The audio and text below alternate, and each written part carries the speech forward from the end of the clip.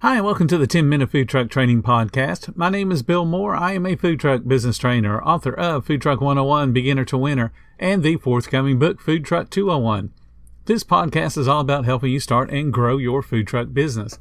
This week, I'm interviewing Warren Nash from Easy Eats. Since much of the interview is actually a demonstration of Easy Eats' POS and KDS system, I am also going to release this interview on my YouTube channel, which is called Food Vendor Reality, and there'll be a link in the description for that. Rather than break this interview up into small segments, I'm releasing the full interview all at one time. The interview is going to be well over an hour long and is well worth the listen. So please set aside the time. If you can't watch it today, schedule it into your week later on. You guys know that I want to get food trucks out of the Stone Ages. Handwritten tickets and ticket rails are so last millennia. Easy Eats is the way to modernize your business. Included are 5 essential must-haves. Every food truck needs to be on some type of map location system. Every food truck needs to have the ability to do online ordering. Every food truck needs to have a modern POS that can process all the different types of credit cards. It needs a KDS, which that stands for a kitchen display screen, so that the cooks can see what they need to prepare and what they need to cook without having to pass tickets back and forth. And then the best feature is an automatic system to alert the guests that, hey, your food is up. And they do that via a text message. So there's no pagers to hand out. There's no standing at a window screaming out names. So let's get into the details with Warren. It's going to be well worth the time.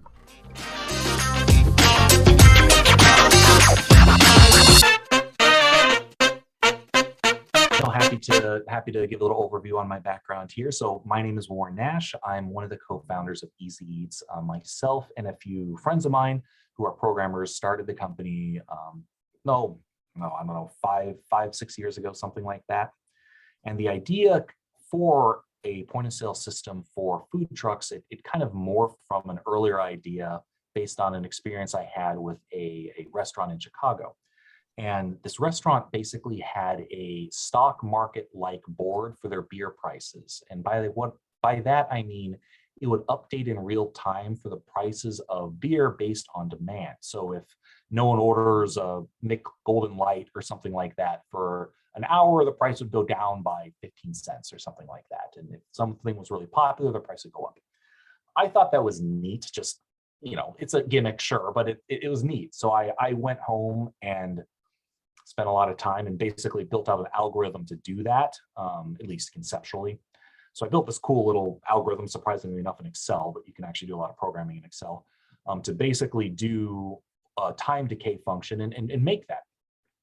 So I noodled on that for a while and ultimately pulled some friends in, and it kind of morphed from that, which again is neat, but kind of just a gimmick, into point of sale systems for food trucks.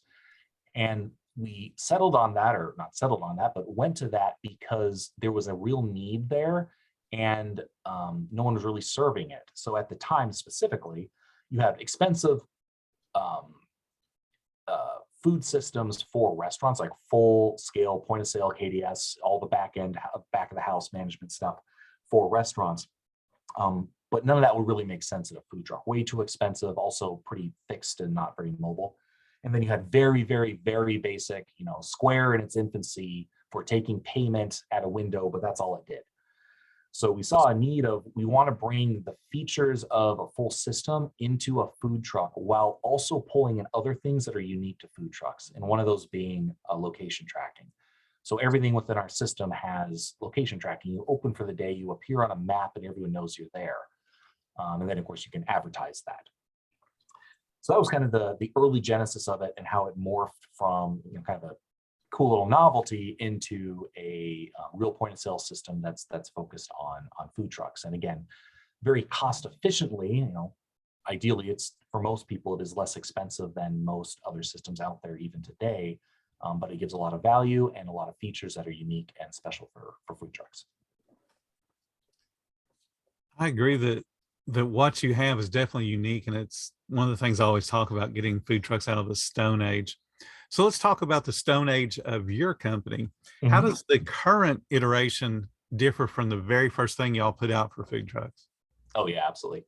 It has morphed a lot. So when we first started, it wasn't a full point of sale system. It was basically just the online ordering piece initially, because that is, relatively speaking, and I'm sure my programmer buddies would say otherwise, but relatively speaking, that's the easy thing to build. Whereas actual getting tablets and apps built and then connecting it all, that's more complicated. But from the beginning, we did build it as a cloud-based system, and then we built the online ordering piece. But we also realized that that isn't enough. That's not a business model. We can't have a business with that, because when you look at the other competitors out there, I forget some of their names, like Food Truck Pub is one, Street Food Finder is another, and there's a few other ones like that. They charge very high fees, relatively speaking. It's only $1 or $1.50, but percentage-wise on an order, that's quite large, and that's on top of quite expensive credit card processing fees. And they have their marketing sales pitch. They try to spin those fees in different ways, but the end fee is quite high. So we realized that it has to be for them to have a business, but the fee's too big really to have a good value proposition. So we quickly realized that, we need to build a full point of sale system that has all the online ordering features into a point of sale system that a truck can use. So they have one process, regardless of whether someone orders at the window or online. It all flows into the same system, the same KDS screen.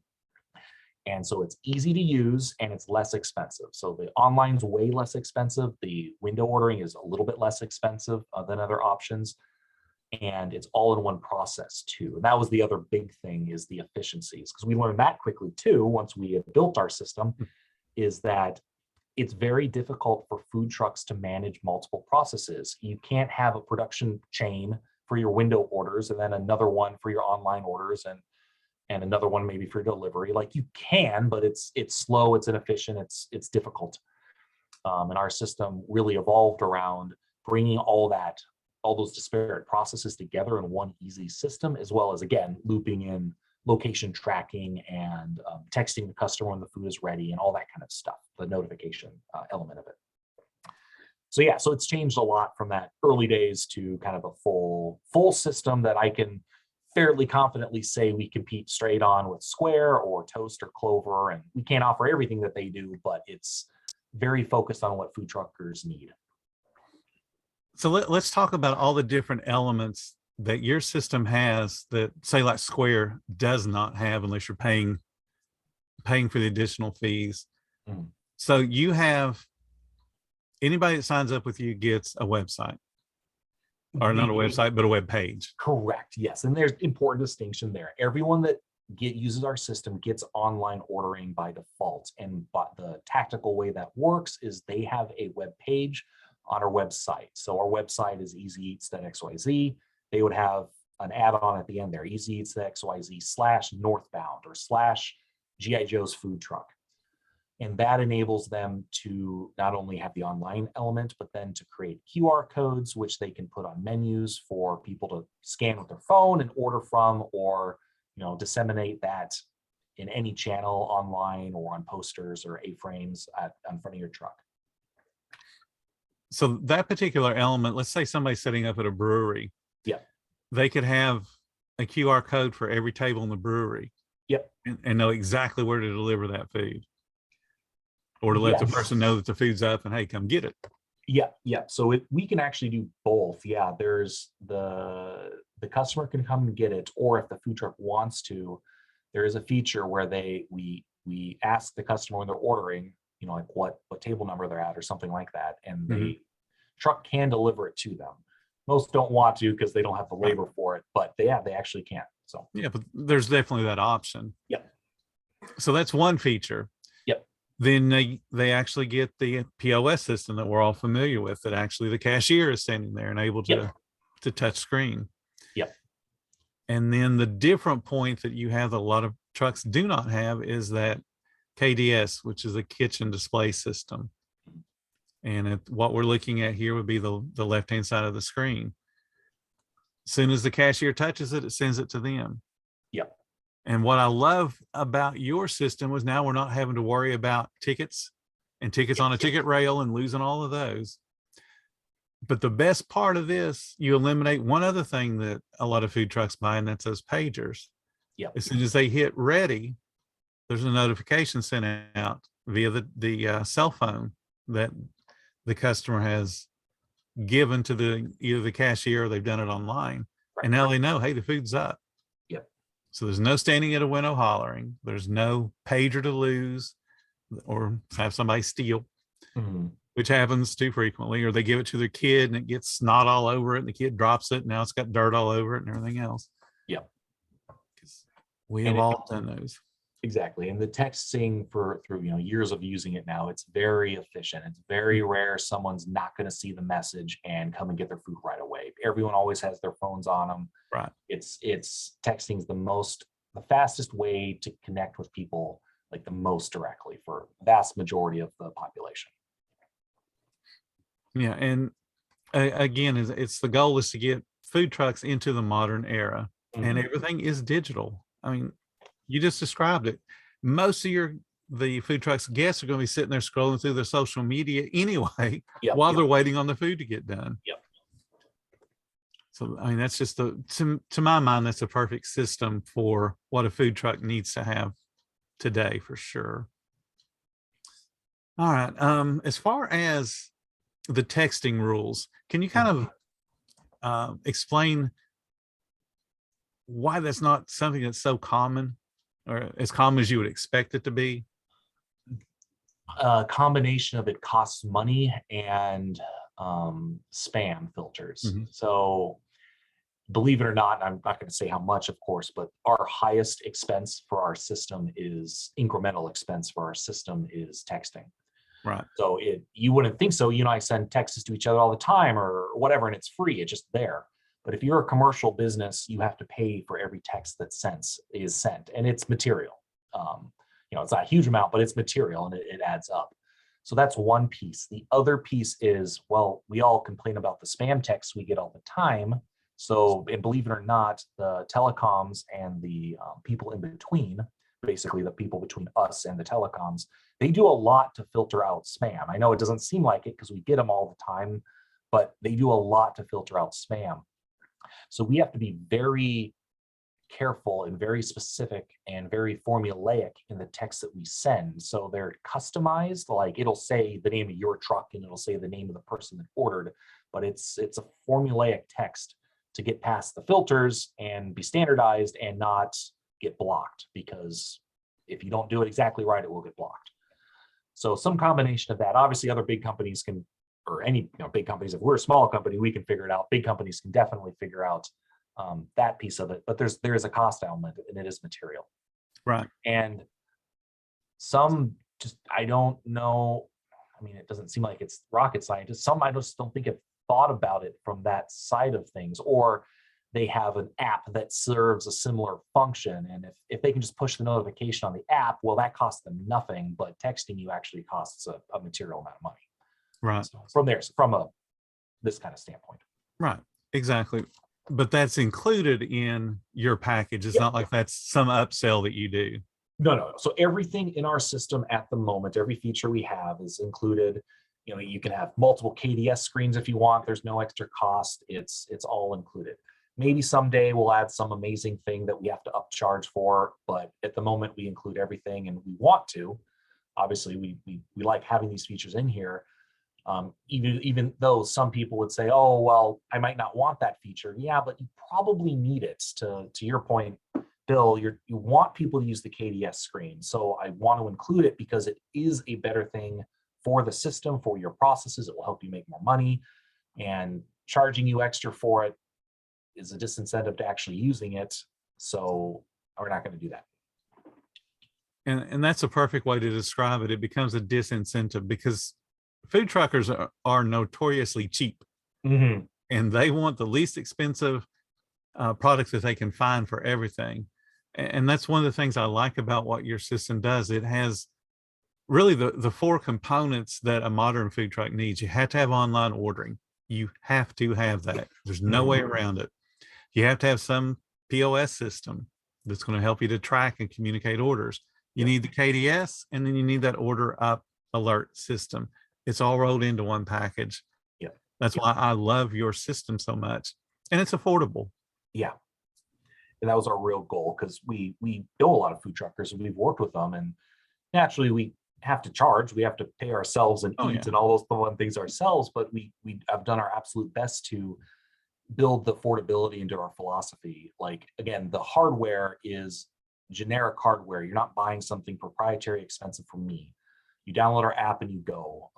We include a lot of features that are very beneficial to a food truck, but we don't charge that much for them. And we've been able to price ourselves, generally speaking, and it's not true for everyone, but generally speaking, cheaper than the other major players out there for a comparable feature set.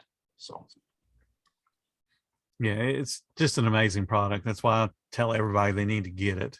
we appreciate it. At least try it out, if nothing else. And then, if they don't like it, I want to ask them why. Right. What is it about it you don't like? Absolutely. No, let's go ahead. I was just going to ask, we've really covered everything that we did earlier when Bill forgot to turn on record. There is one thing I want to ask you about. Yeah. What's the future? Because we talked about everything that's led you up to this point. What are some things you guys might have coming down the pike that would be interesting? Yeah, new features. So we recently added a newer, or relatively new credit card processing option, the pay line and the card point one we talked about before. We added that, I don't know, 6 months ago, let's say 6 months ago. It's probably about that long ago. And we've been refining it since, and there's still more improvements to make. So there's minor things like enabling the touch tap to pay on the credit card readers to work. Right. But there's things like that, but we probably won't add any more full new credit card processors anytime soon. SumUp and CardPoint seem to be really good. They serve slightly different functions. They're better for some customers. One is better for one customer, another's better for another, but they're basically optimal for those use cases. Most of the stuff in the future is more feature set add again. So we're trying to get back to that. And by that, I mean, we've added stuff in the past like inventory tracking or, different screens to show orders, stuff like that. The next things that we're working on, let's see what's on our dev chart here. Rewards program, because you need a rewards program. So that's another one that we're working on. And we already have a lot of the data. I mean, I can tell you, Warren Nash has ordered from whatever food truck 227 times because we store all that, but we need to actually build out a proper rewards program. So that's one of the things coming down the pipe. We have lots of general UI and UX design improvements. There's plenty of areas within the system where, we can make that prettier, or we can make that clearer, or we can make that a little better. So those things are always in process. What are some of the other big ones we're working on? People have asked for a dual screen POS system before, and we can do that. We just have to do it. So that's probably something we'll work on this year, depending on prioritization. But that's where, you have the screen on the front and the screen on the back, one for the cashier, one for the customer, so you don't have to spin the thing around. Spinning the thing around isn't that big of a deal, but people do ask for, well, I just want to have the two, because then I don't have to, whatever. And we can do that. And so it seems to have enough interest that we will. It's just a matter of time and prioritization before we actually make that happen. So that brings up a question. Yeah, go ahead. If they want a dual screen, because basically it's still essentially one POS. It's showing two different displays, right? Yeah. Okay. What if somebody wanted to have two POS systems, like they had two windows? They can already do that. Okay. The system already does that, no problem. So you can have two tablets, two POS systems, two different windows, or one at the window, one outside walking around the line because it's super busy. Yeah, as long as they're connected to the same Wi-Fi or the same hotspots, you can have your two different credit card readers going, connected to those two tablets, and it'll push it into the system, no problem. So on the screen here, let me do something real quick. So per our earlier discussion, you see this upcoming order here. It just says hamburger ice cream. I haven't completed the order, but that's what's live on my tablet right now. Right. If you had two tablets connected at once, there would be another line that says, tablet, some number, the item beneath it, tablet, another number, item beneath it. And then as they're completed, they pop up in the order queue just as if they came from the same tablet. So you could have theoretically as many as you want. However, we've never tested more than 2. So, but you can have multiple POSs on the system at once. Okay. Yeah.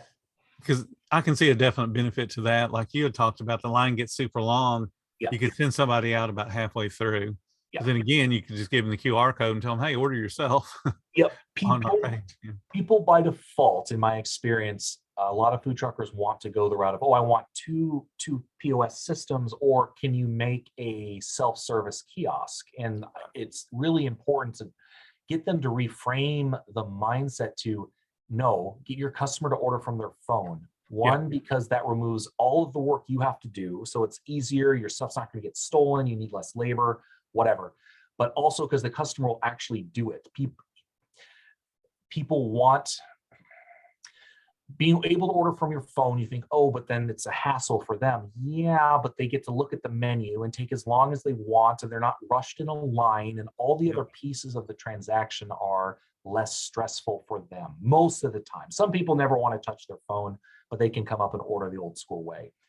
But the real value add play is to get the customer to order from their phone. It saves you time, energy, and money.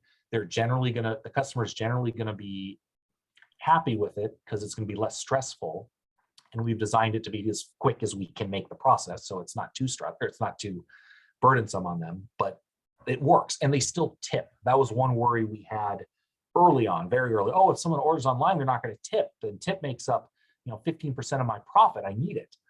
And we found that people tip, and I can't say if they tip materially more or less, but I still regularly see good average levels of tips online. So you're not losing out on that at all. They still tip. And like I like to tell people, if you're dependent upon tips, you need to change your business model. Yeah. I mean, to be honest. Yeah. We have done our best to bend over backwards to help people out in a lot of ways. And, I'll obviously give my opinions, and this is how you should do something. This is, from my experience, what the best is. But some people, you just got to meet them where they're at as best you can, when you can. Sometimes you can't, but believe me, I know. Yeah. I know. I always tell them it's your business, run it how you see fit. I'm just going to tell you how to do it the best way. Yeah. You want to make money, listen to me. Exactly. If you don't, then it's okay. Yeah. All right. I appreciate your time so much. I know I've taken up probably more than you wanted to spend talking to me. I mean, no. My pleasure, Bill. More than happy to do so. Greatly appreciate the chance to chat with you and tell people about the system. So my pleasure entirely. Yeah, it's been fantastic. Yes. Let's start with the order screen. Okay, fair enough. So very first thing, and I am going out of order. As you see, this is closed right now. So on the right-hand side, this is an image of a tablet. It's connected to my tablet here at home, and this is what you would see when you're placing an order. But even before I do that, the very first thing that you do for a day, just so you get kind of the full picture front to back, you go and basically you set your location. So you either manually set it, you do detect location, which will find you most of the time. That is not my correct location, but it'll find you most of the time. And if that fails, you can always type in, the address up there. Let's do my old work, 1 Autumn Way. So you could type in your actual address. So first thing you do, set your location. Second thing you do, set the end time of the event. You're starting at 12, you're opening or you're starting at 11, it's 10:45. That's in there by default. You click this, you select the end time, and what that does is it turns off online ordering automatically. Okay. Then you set your taxes. Now, food trucks move around all the time, so depending on where you are, your taxes are going to be different. Here in Minnesota, we get up to 4 different layers of taxes. So you always have state, you usually have Hennepin, that's our county. Usually you have transit, again, if you're on that side of town, but then you'd have different ones elsewhere. So you just turn on or off the applicable ones, and your tax rate totals will update. Once that's done, you type in a message to Facebook. If you're using a Facebook business account, which we highly recommend, you type in, hey, I'm open at this location. And then when you actually type that in there and hit open, it will post to your business Facebook page automatically. So you don't have to manually do it. And more importantly, It includes the link for people to buy from you. So not only do they see your verbiage, but there's the button right there that pops up so they can click on it to start ordering from. And if you do not do that, which I did not do here, it reminds you to please do that. And I'm going to ignore it and open anyways. So the button that comes up on the Facebook post takes them where? Takes them to your specific online menu page, which is this here. And this is something you guys provide with everybody that you work with. Yep. It's all integrated. There's no extra cost. It's built from scratch that the online and the tablet are all synced and they work together. And that's something I always have to explain because that's not the norm. Whatever you see as a general rule, whatever you see on your tablet or whatever you see online, it's going to look the same on the other one. So they're directly connected. And when you turn something off, you disable your space tacos because you ran out. It pops off the tablet and it pops off of online at the same time, within 2 or 3 seconds. They're very connected when historically those type of processes are generally more bifurcated. They're separate systems that have to talk to each other, and it's much more integrated with us. So, and I can happy to show you how you turn menu items on and off later as well if you'd like to see. It's real easy. Okay. But yeah, we provide that for everyone. It's all self-service. They set up, or the user sets up, or the food truck owner sets up. I, of course, more than happy to give you tips and pointers or help if you need it, but it's all self-service. So. Okay, so once they got themselves listed as open on Facebook, then what do they do? All right, so then they're on the screen, and most likely they were doing this on the KDS device itself, whatever they're using, a tablet, the big touch screen, or whatever they're using. So then they go to here. This is actually the KDS screen. Again, it'll look better. It really looks good vertically. That's how it's designed. You don't have all this wasted white space. Right. But then they're here, and normally there'd be nothing. So let's go back to that, and let's make it so it is nothing, so you get the proper experience. So we're just going to cancel these guys, and let's do that. Okay, so you're open now. You're ready for the day. You can take orders. The tablet here, the starting page of it is actually this. You have your cash register, location, and status. So that opening process you can also do from this tablet. You have a backup order queue. Say something terrible happens and your second device gets damaged or destroyed, you can open up the order queue on here as well. And then this button just kicks you over to the website for other administrative functions. Okay, so just for the people that are watching, what we're looking at on the right-hand side here is what we would term as the POS system, where the cashier would be working. Yeah. Okay. And then the left-hand side is what would be what we refer to as the KDS, or the kitchen display system, where the folks that are assembling and producing the food would have that. So there's actually 2 different devices here. Correct. Yes. Yeah. The KDS is, for the example here, it's connected to my computer via a link right now, and it is actually a tablet that I'm basically just connected to screen share here. Mm-hmm. So, okay, you're open, you're ready to go, and then you can go over to the cash register, and now you can start taking orders. And within here, you have multiple different options, and I have it set up in simple menu items, as well as some complex ones, as well as combos. So we have a combo feature for the really advanced stuff where you might be doing like a 3 taco combo, and each taco is a choice between 4 different types of tacos. And then each one of those tacos has 10 different modifiers, right? And this process makes that pretty easy. That's kind of this one right here, and I can show you that here in a second. Otherwise, you have more simple items as well that don't need that feature, and they're faster. Okay. So real quick, what's a good real quick one? So chili fries. Chili fries has no modifiers, nothing at all. I click on it, goes over here. It's basically ready to check out. A little more complicated one, I think space tacos. Let's click on that guy. Yep. So this is a menu item, a normal one, but it has a modifier. In this case, it only has 1 modifier, but you basically just have to choose the type. So this is chicken, beef, or pork. Beef has an upsell. Chicken, I'm going to select that. You can then type in if they have special requests, no lettuce, no tomatoes, whatever, no whatevers, and then you add to cart. So that's a relatively simple item. And then you have the really complicated stuff, again, the combos where it's going to be multiple things. So in this case, I don't have that many options, but first I'm selecting the first item, which is a burger. I click on it. I then get the modifiers. Okay, beef, cheddar, and then let's pretend nothing for that right now. Then I'm picking the side. Well, I have only 3 different choices here. That's not crazy, but I want some egg rolls, and then I want a drink. I want soda, and then a Pepsi. And the other point of combos is it's how you can give discounts. So I have this set up that every menu item has a price, but then it gets a $3 discount for a lower price. So I add that to cart. And then when that appears in the order queue, as you see some stuff already starting to pop up over here, that is broken out in easy to use or easy to read way. And now before we even complete that order, one thing I want to mention is this on deck feature. This is a new thing we just added a couple months ago, and it's special because, let's go back a second. Let's actually delete these, and that'll disappear in about 3 seconds. There we go. Normally, an order in any normal point of sale system, from what I know anyways, the order won't pop up on the KDS screen until it's complete and paid for. And normally that makes sense. You don't want to bake food that someone hasn't paid for and might change. So normally that's how it was in our system too. Once the order is actually completed, you'd stick in the credit card, the customer's paid, blah, blah, blah, blah, blah, they've tipped, they're done. Then it would pop up over here. But that takes 60, 90 seconds. They're fumbling with their credit card and they're not sure how much tip to give, whatever.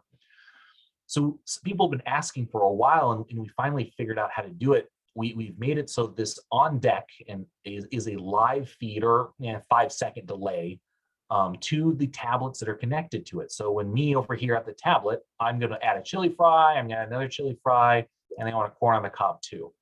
And it caught the first one there. In about 5 seconds, boom, it's there. So when you're just starting out for the day, or in the situations where you want that 60 to 90 second heads up, you can start going. The cook can start going. And we have a little warning here that says, of course, the customer hasn't paid yet. These are in process. It might change, and it totally could. They could say, oh, forget the second chili fries, and they kick it off of here, and that's going to disappear. But that gets you going sooner, and a lot of people really like that feature. It seems like a small win. Oh, what's 60 seconds? But it actually is really nice. And then, okay, now I can actually complete the transaction. I go to checkout. Let me just finish this, and we'll come back and do another one, and I'll actually show how this works. But okay. So I complete it, and then there it actually converts to a real order. So this is a real order that's done and paid for, and had you done a credit card, it would not pop to here until you've done the credit card, etc. Now the cook knows for sure this is locked down and good, and they can finish making it. What you're doing is really not too different than what like a restaurant would do that has a drive-through. They'll have all the employees wearing the headset, so they're hearing the guest place the order in real time. Okay. But as far as it tells them, to drop a bun or drop meat or get it prepared. But typically you teach the employees not to do the special orders until the order is actually served. And that's what you're talking about, the delay that a lot of restaurants have. And this feature would work the same way. It's on deck. You can go ahead and get the meat ready, because chances are they're not changing the meat. Right. You go ahead and get a bun toasting or get the cheese ready, that type of thing. Yep. But until they've served it, you may not want to dress that sandwich, because they might change their mind and go, hey, I meant to say no lettuce rather than add lettuce. Right. Yeah. Yeah. So it's a great system. I like how that works. Absolutely. Yeah. We're glad we were able to figure out how to do it, because it's a nice little feature, and no one else, as far as I know, and I'm sure people will eventually, but no one else I know of the main systems do that at the moment, as far as I know. Yeah, none that I know of either. Like I said, all of them want the order to be served in some way or cashed out in some way to make it, quote unquote official. Yeah. Otherwise, because I can tell you, there's been many times that I've been caught up to the speaker and I've been dressing a sandwich as I'm hearing it on the headset. I put the mayonnaise on, and somebody goes, "Oh, wait, I didn't mean mayonnaise." Ah, shoot. Yeah, exactly. I hate being that fast, Yeah, exactly. But yeah, well, let me double back now, because I kind of blitzed through the other step, and there's important stuff there. But let's do another order. Let's do some coffee and rib sandwich. A couple other things to note, items down here. You have some cart options. So this is where you can apply things like fees and discounts, 20% off, military veterans, whatever. You'd click on this, you'd click the option, and then it would reduce it. Or add custom items, custom discounts. So if you you've got to add something to the menu, you need to charge $2, you do it there real quick. Or one of the other big use cases is food truck goes to an event. The host is paying at the end of the night, and every individual is paying nothing, right? Well, you want to put in every menu item at your price. So you do your order, then you do 100% off coupon. So that zeroes it out. So the person pays nothing. Right. Then at the end of the night, you come back, you do one manual entry for $1,500 and then charge that through on their credit card. So that's also how you would do that. And then send receipt. All our receipts are electronic. So if a customer needs a receipt, you push the button, type in their email address and send it. If they ordered online, they get that automatically. Very, very few people care about receipts. It's just that 1 in 100 person that needs the reimbursement for their business or whatever. Right. So that button's there as well. Let me clarify the one point you were making about a big order, because we do see those from time to time where you'll get, a business that wants to pay for 100 employees or whatever. Yeah. How did you come up with the total? Because if you said, I sure didn't hear. So the individual still orders, and they're ordering off of your menu, and then that menu item, you're charging it at. It has whatever price to them that you want that price to be to the end person. So it's $10 for a burger, but then you're discounting it 100% because that person isn't paying anything. At the end of the night, you just run a quick report and it says you did $1,528 in discounts today. And then that's the amount that you would plug in. The system then applies your tax, and you can add a tip or, forced gratuity, whatever you want to do. And then you just type that number into the manual checkout, and that is when the host would swipe their credit card or write you a check or do whatever you want to do. So yeah, that's the part I missed, because I figured that's what you were having to do is just run a report so you can see what the grand total was of the discount. Yeah, no, I missed it. I should have clarified that. So yeah, you probably said it. I just I zone out sometimes. No worries. But yeah, so back to this. So let's check out. So you check out, and then here's kind of these are the important pieces of information. Okay. You type in the customer's name, and it's optional because you don't always need to, but you type in the person's name, and that's what you're going to be yelling out the window if you're doing that. Or if you are using the texting feature, this is where you say, hey, can I get a phone number for you? We'll text you when the order's ready. And then you type it in here, and I'm not going to use my personal one. I'll use my business one. Okay, and that's all you had to do. Now you would click cash or credits, and it would go down the chain for cash or credit. Cash is quick. Credit, of course, the reader is then connected, and there's a screen to confirm, and then you tip, and you do a few other things. But I'll skip that for the moment. But yeah, for cash, you'd hit cash.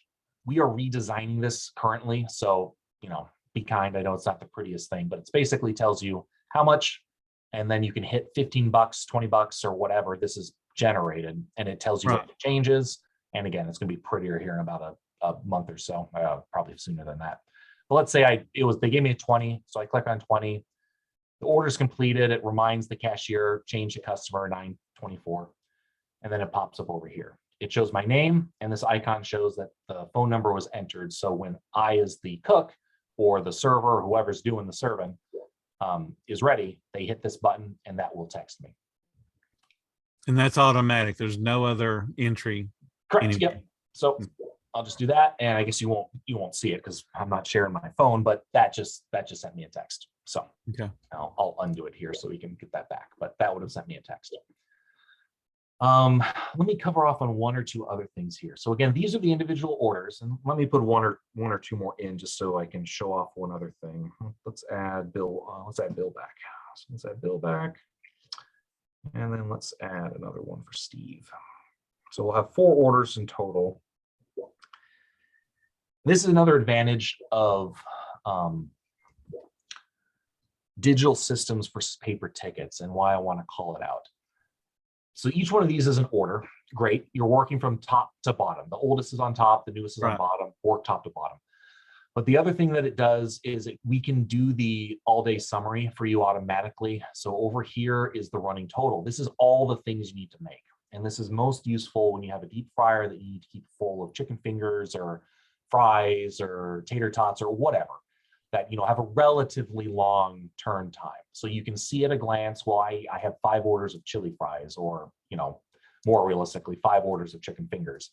So you can keep the fryers going. You don't care what order they're in, you're going to need them. So you keep it going. And then you serve, and this updates again in real time. So I have a chili fry and a corn dog. So that corn dog will disappear, it's gone, and chili fries is down to 4. But that gives you your running total. And that matters when you start to get a few orders deep. If you only got 2 or 3, you can probably keep it in your head. But if you're at an event or you're busy and you're 5, 10, 15 orders or more deep, having the summary is really, hopefully you're not that deep, but having the summary is really, really helpful for that. Okay, so let me ask a question, because this is different than the way it was when I first talked to you, about a year ago, I think. So when you hit the ready, that actually moved it down to the right-hand part of that screen, and it says back to pending or serve. Yep. So at this point, the guest has not been notified. Right? They have been notified. So okay. The thing that we added this, and yeah, this is what's different. This is optional. There's 2 options here, depending on the type of truck you have. So I'm in the second option, the more complex one, where there's actually 2 steps. Okay. You have it on 1 step where all you do is you hit ready and serve. It's the same thing. So when you push that button, it texts them, and then it moves over here, but then it's basically gone. Like there's a list that shows your last 5 as a reference point, but you don't do anything else. You hit it once and you're done. And then you can glance back at the screen real quickly if you need to. To if you hit the wrong one or something. Exactly. But that quickly goes away. This is the 2-step process where I hit ready, it texts the customer, but I still have the food. So it's not until the actual person comes and grabs it, then you hit the button again and it's truly gone. Okay. That helps for bigger trucks when you have more people involved and you're pushing volume faster, or maybe you even have 2 different KDS screens. So that way you can, not just, hey, the food's done and the person's coming, it's the food's done and now it's out the window. I don't even have to think about it anymore. So that's optional. You just toggle that on and off in our settings, whichever you want to do. Just so I can explain to people, because they're probably thinking, why would I need that? A busy truck like you're describing could send out maybe 4 or 5 orders within the same 30, 40 seconds. Yep. And if you have somebody that has that system set up with a separate screen, they can organize, okay, this person came and picked up this particular set of food and send it out. A truck that's low volume is only going to have 1 order up at a time anyway. And then the guest is going to meander up there and get it, and they won't have that 2nd or 3rd or 4th order setting up ready to go. Yes. So I can see where would be of a big benefit to a very high volume truck. Yeah. And that's something everybody should aspire to. Yeah, exactly. And I have a few trucks like that where they have 2 big KDS screens. So the big fancy ones we have on our website. And they'll run it, different people at the different stations with the different jobs, and it's very useful for them. Right. So they're also the ones that have the screen on the outside, as you can imagine. So,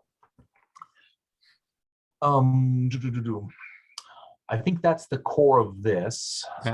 Additionally, there's buttons up here where you can check, my pre-orders, delivery, etc., past orders. If you did need to go back and look at stuff that isn't here anymore, you can go back and look at your past orders. So just out of curiosity, why is the hamburger ice cream a different font color?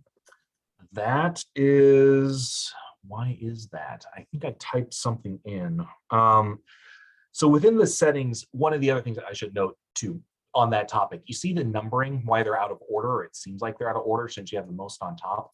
Mm-hmm. That comes down to categorization. So you can categorize things as entrees, sides, drinks, or dessert, and it'll always put the entrees on the top. So right. I have these as dessert, and this is probably a side or something like that. But it's always going to put the entrees on top, regardless of the number, because that's probably the thing that takes the longest to make. Normally, things are a different color because they're manually entered. This was not manually entered, so I'm going to have to look into that. I'm not sure why it's a different color. But normally those manual entries that I talked about before, when you're charging someone out at the end of the night, or you're just doing a one-off, it's going to be a different color. Okay. So just so you know. Let me show you one other thing, just because I didn't touch on it before. So let me put one more order through here real quick. Let's do a messy one. That's not too messy. Well, it's not that messy, but it works. No tomatoes. I don't like tomatoes. So let's do that.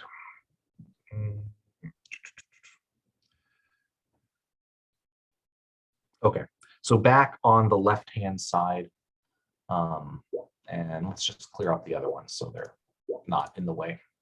Okay. Serve all this. Okay, so things to call out too. This is the item. These are the modifiers, and then the red text is the thing I manually typed in. So that's what tries to make it very obvious, and then of course the count for how many of them there are. That tries to make it very obvious what you're doing and what's modifiers, what's manual entered, and what's the actual item itself. And then it delineates that way as well on the summary so that you know. And one other thing about the combos, this is minor, but when you do a combo, when it comes in here, it will actually break the items apart and aggregate them over here. It doesn't list it as a summary combo item. It lists it as the burger, the fries, and the drink. It'll show it, under the burger or under the combo over here, but that actually took a lot of work on our part to make it actually break that apart so that because you don't care, well, combo, whatever, I need to know the thing I'm making. So it does that, and it groups it together. So if someone ordered a cheeseburger from the combo or just cheeseburger by itself, it'll aggregate the two over here properly. So and it's as good as any system I've seen. Let me ask you about the special there with no tomatoes. Yeah. If you had somebody that ordered, say, 3 different sets of specials, are they going to come as a straight line, or are they going to, I guess, what would be a carriage return where they actually start on the next line? If it's a complete exact copy, someone does another beef, another cheddar, and no tomatoes exactly the same, it'll just increment this to 2. Realistically, you'd never type this exactly the same, so then it would be another line. It'd be beef, cheddar, and no tomatoes, but the person typing it in didn't type in the S, so it's another line. Okay.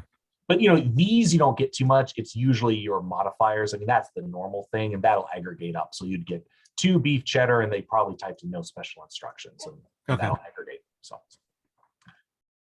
have any of the trucks that you have had an issue with the specials being really complicated to type in?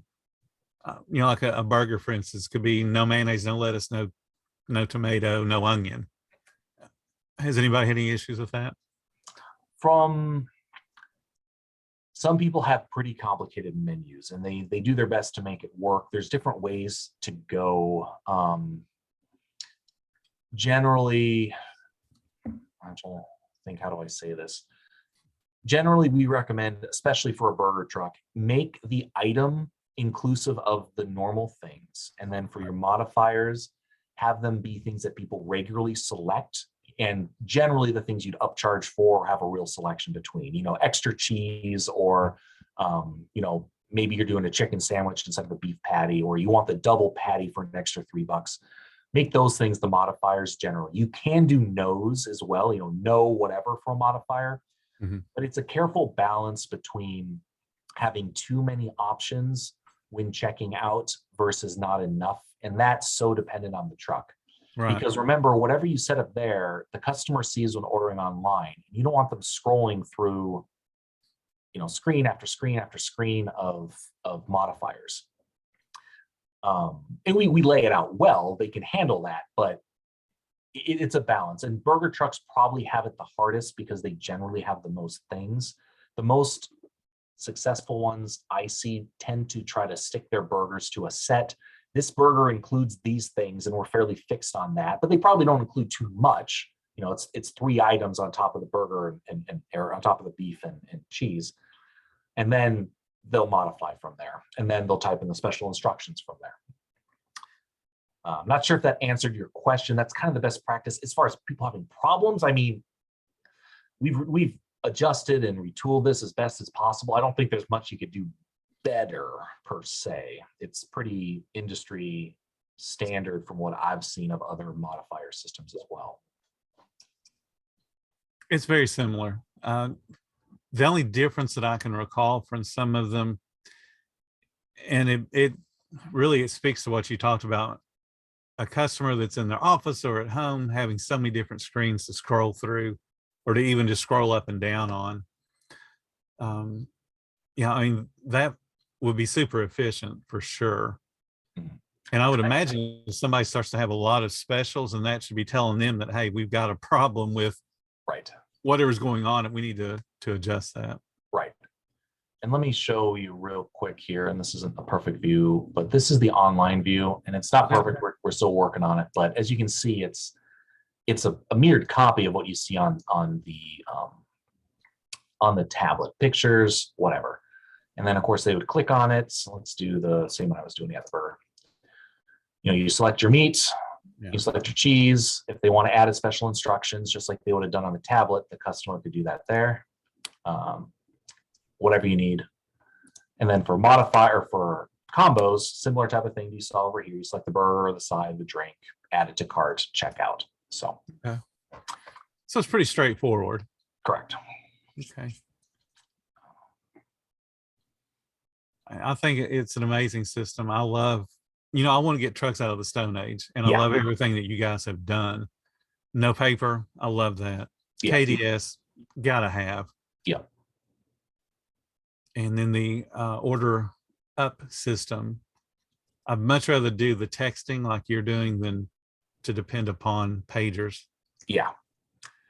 People lose pagers, they get stolen, they don't work. You go inside a building and they don't get reception. You think it will, but it won't, or there gets interference, all those kind of things. Yeah, or you vend where there's multiple trucks and they're all in the same frequency and they all go off at once. Right, exactly. Yep. Yep, there we go. Okay. This is a screen that can sit on the outside of the food truck. And I know it doesn't look like much at the moment because there's nothing here. But this is where it would show the upcoming orders, ones that have already been paid for and the cook is working on, but it'll show what's coming up. And then here's the QR code. And then ignore our branding because it'll show your branding. This is my test truck, so it shows our branding. Okay. But then they can just have this as a second screen outside of the truck. All it's doing is basically just saying Steve is next, and then Rachel, and then Sarah, and then Bill. But that's useful, not for everybody, but it's an extra useful thing that some people like. How many orders would that show at one time? I'm gonna say 4 or 5, something like that. I can put a few up here real quick if you want me to. I'm gonna say 4 or 5. Absolutely. Okay. Let me see here. This might take a moment. Not a problem. Because while you're doing that, Steve, Tom. Maybe it'll show a few more. Let's get a Bill in there. There we go. Got to have one of those. Yeah, absolutely. And let's put a Warren in there too.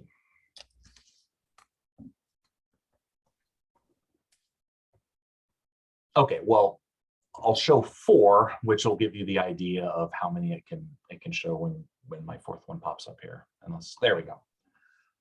So ideally, someone has a monitor, something like this size out there. And this is just one more thing. So Steve is next, then Tom, then Bill, then Warren. And this is just showing the order.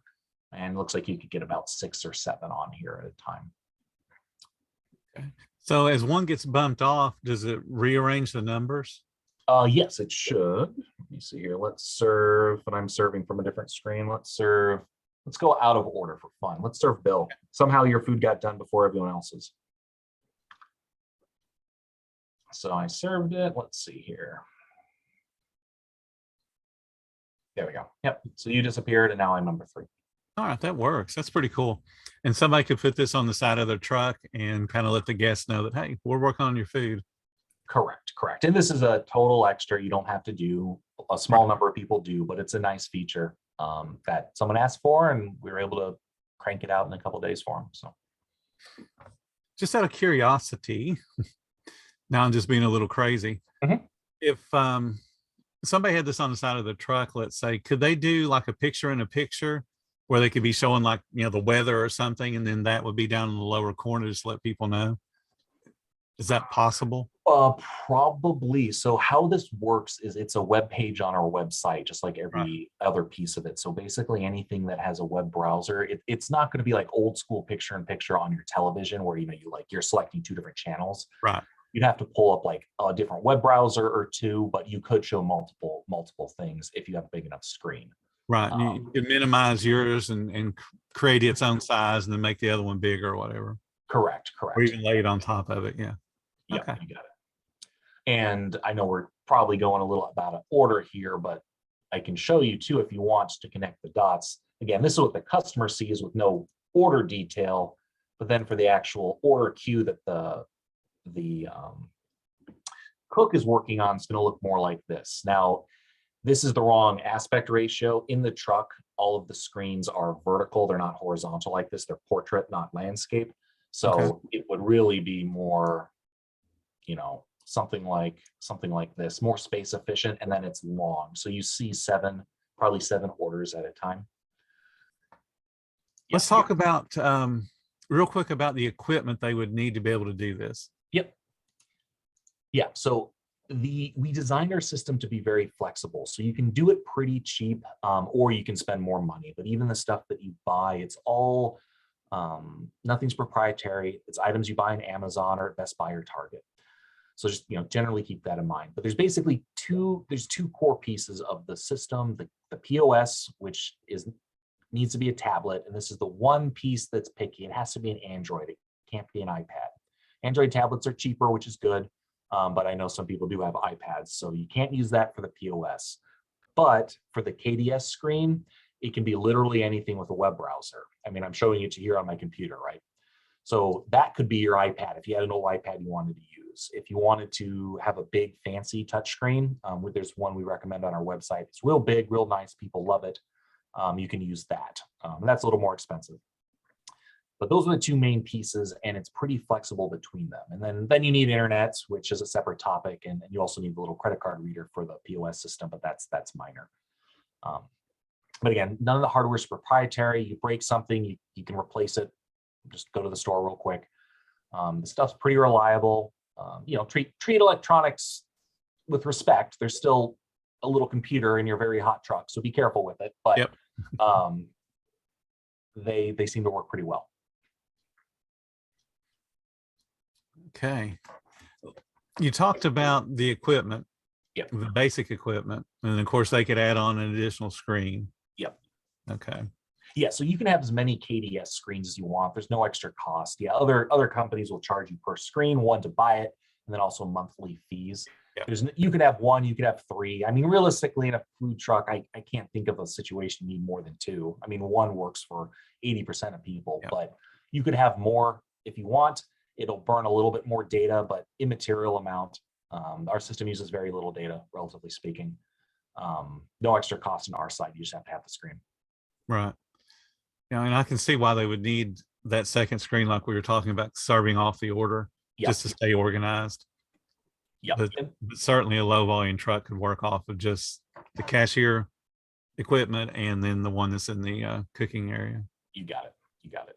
And we do recommend, I know it's always an expense, but we do recommend the big touch screen because it's such a better experience. And I guess I should show the Amazon page isn't a great example.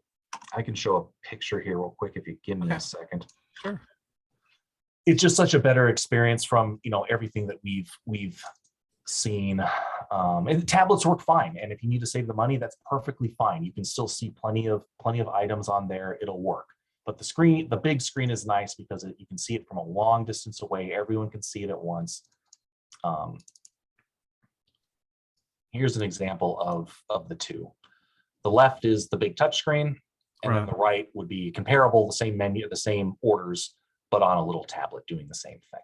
So you can kind of get a feel for what that looks like. You get, and we're actually a little more space efficient now, but you can get probably a good 7 orders here, all day summary.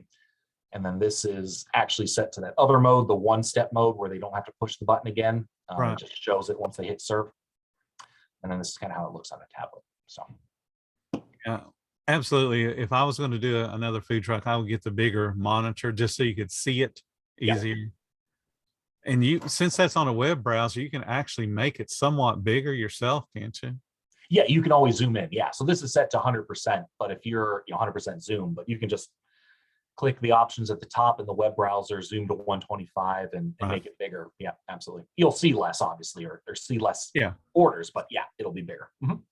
Yeah.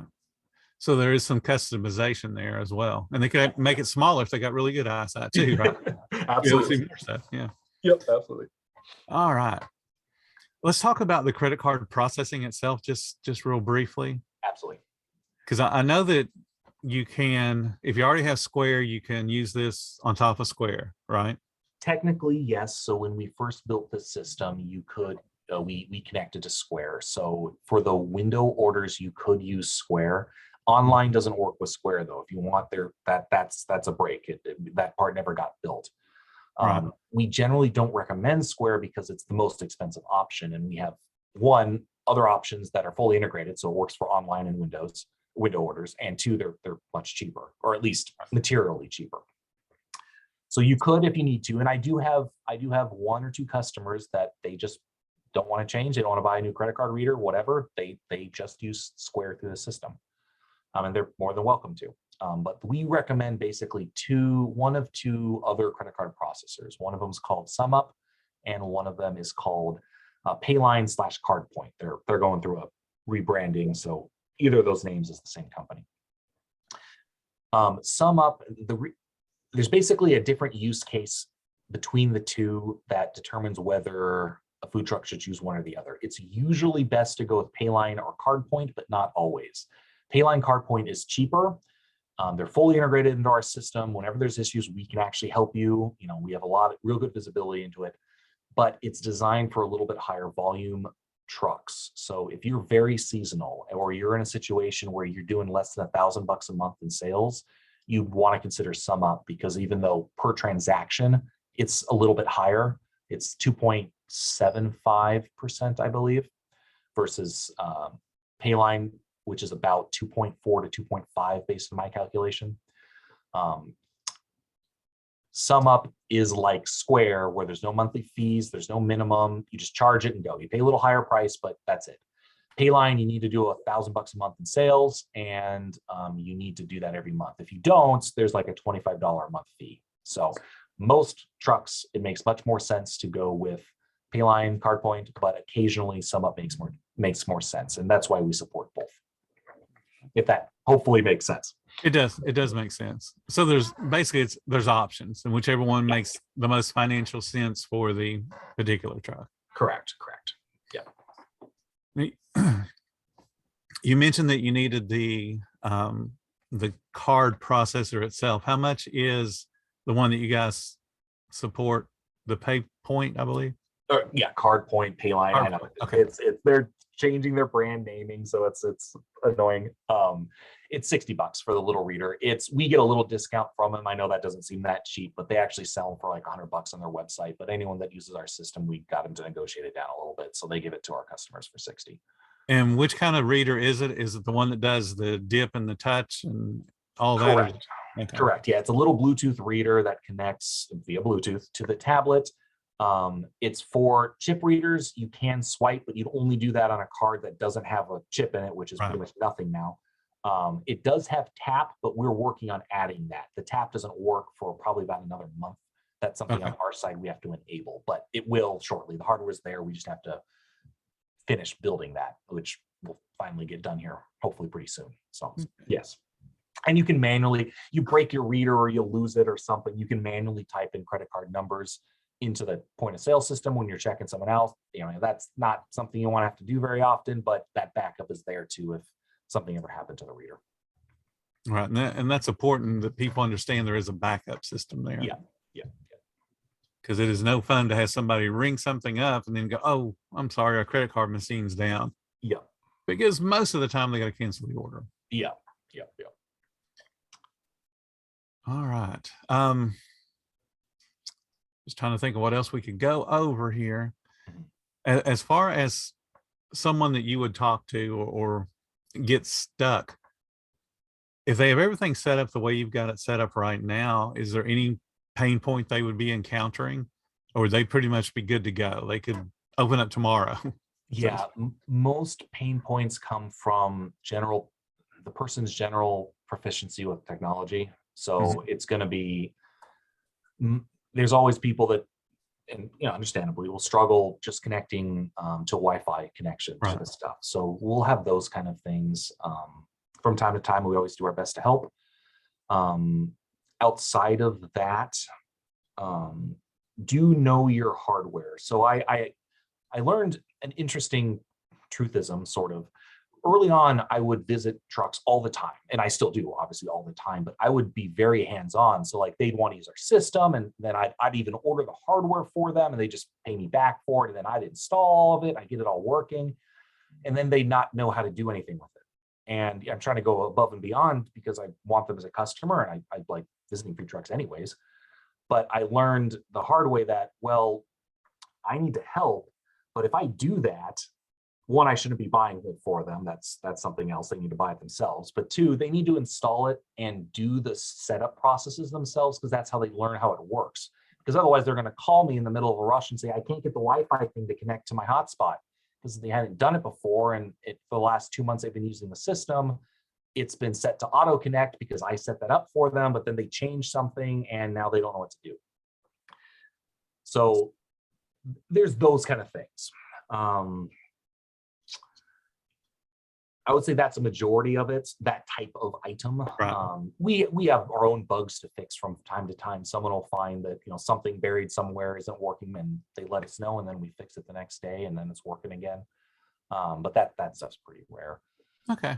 We added the credit card processors. Those can be pain points from time to time. Whenever there's money exchanging hands, there's a plethora of ways that can go sideways. We've had minimal issues with that, but there's things that happen from time to time of someone trying to push through what looks like a fraudulent charge, and them having to deal with that with the merchant servicing company on the back end to clear it up. I won't go into details. That's enough. You know what I mean from those kind of things. Yes, I do know what you mean. So yeah. And it happens, and it's just something you got to deal with. You just got to just learn. Yeah. Let's talk about the menu that we're looking at right now. Is 14 items on it. Yep. How long would it take the average person to set that up? I'll show you. So Okay. I'll show you how things look in general. So setup, menus. Okay. You can have all your menus. And I have really only one good one and a couple other ones. But you can turn a menu on and off just like that. And the tablet updates in near real time, a couple of seconds.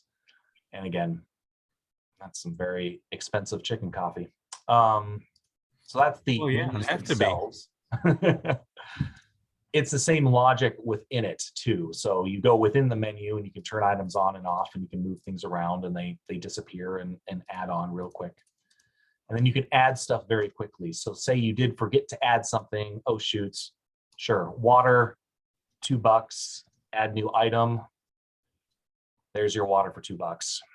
Just like that. And again, this is live on the tablet. Right. Now, really, you'd want to add a lot more stuff to it than just the dollar amount, but that gets it on there. And then you can go in and add your short name. So do you want it to say on the KMS, it says KDS or KMS there, but on the KDS, do you want it to not say the long rib sandwich? You just want it to say RS. You can type that in, and that's what will come up on the KDS screen. Okay. Put in your description for people to see online.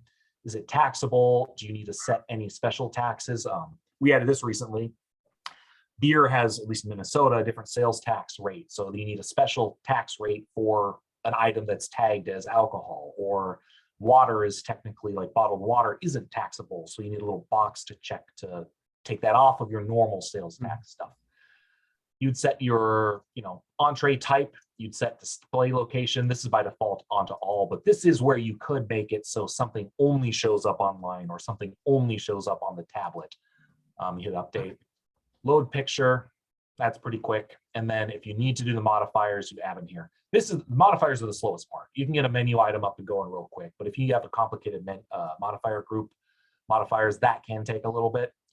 But once it's up, everything's set up and you can just toggle things on and off quickly and easily. So basically, if somebody wasn't doing, a lot of different modifiers, they could set it up literally in minutes. Yeah. Oh yeah. Yeah. And here's how this looks with actual modifiers in it. So you set what the name is, meat, you set the items, any upsell if there is any upsell, and that's a grouping, and then you can have another group and you can have as many groups as you want. So yeah, this can get big, but it can be very quick if you're not doing much of that.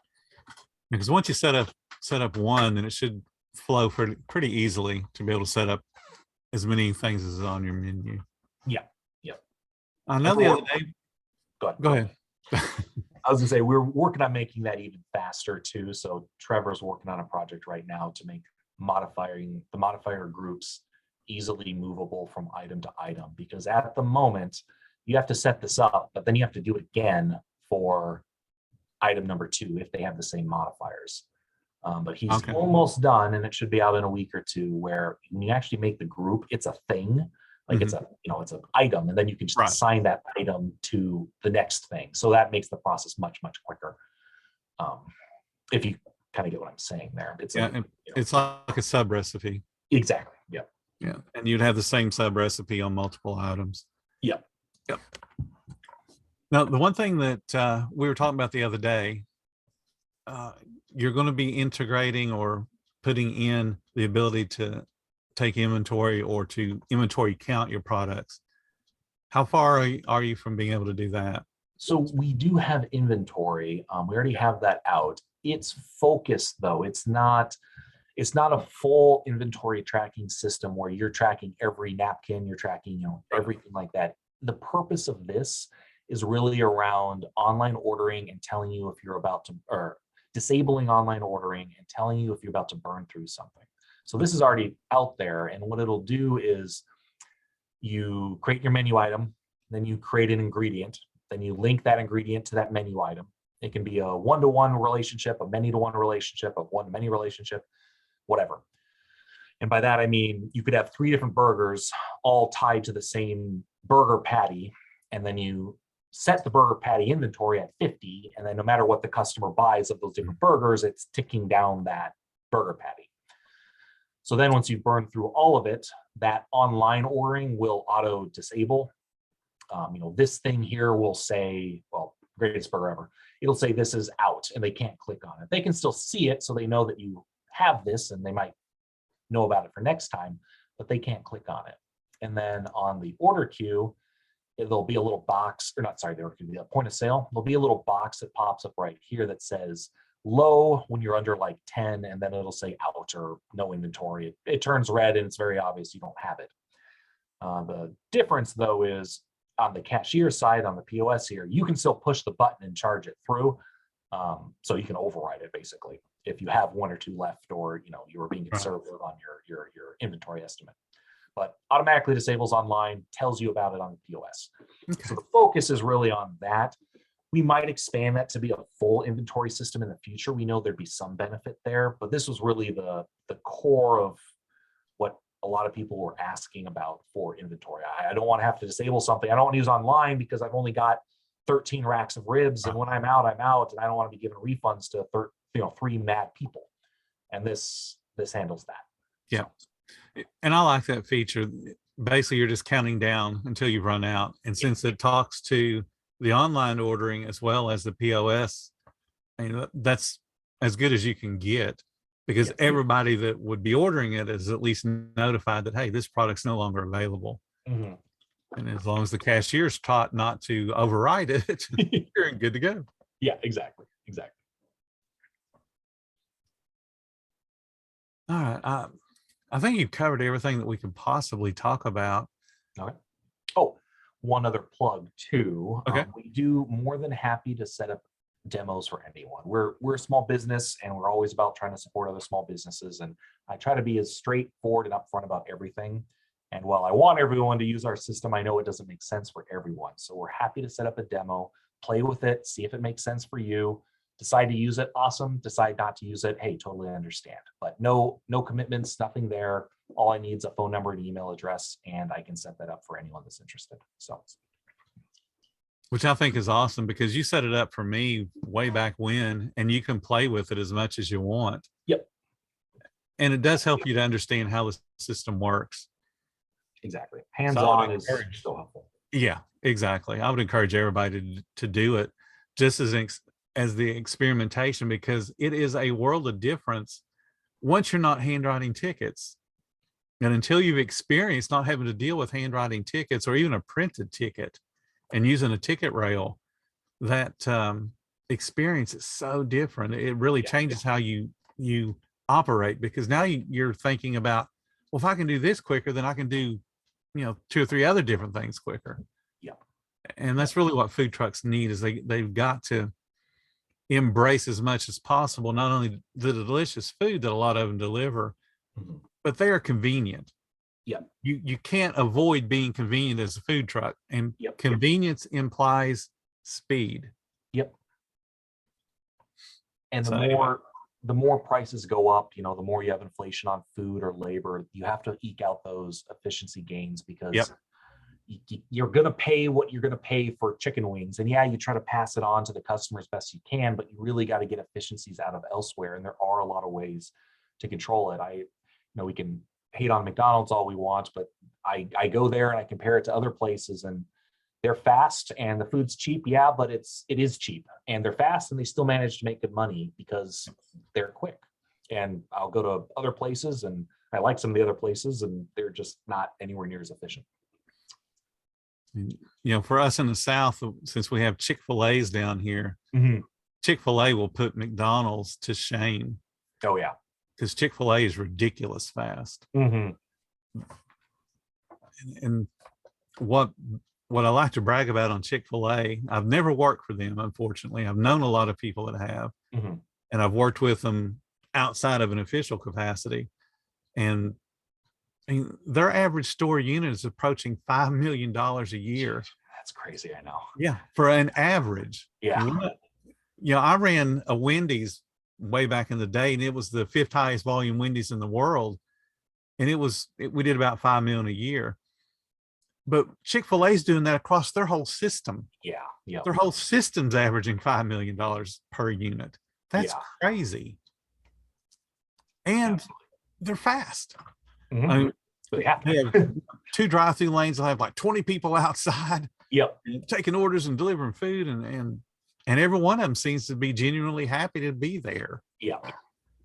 Absolutely.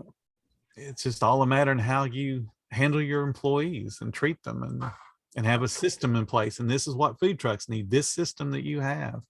Yep. It's the doorway to them being fast. Absolutely. I've been to many food truck festivals over the years now, and I'll spend a lot of time in different trucks, and some that use our system, some don't. And even between the ones that use our system, like some have the production process down and they leverage it to the max, and they'll push hugely more volume. And then you'll talk to some other trucks and they'll be very happy because they did well at a food truck festival, but they literally left $4,000 or $5,000 on the table that day because the speed they were going at. And that's abnormal. Most of the time you'd be incredibly lucky just to have that total in a day. But it really matters. So yeah, it does. It really does. And your system really takes, again, the food trucks out of the Stone Age. It makes such a world of difference to do everything as much as possible electronically.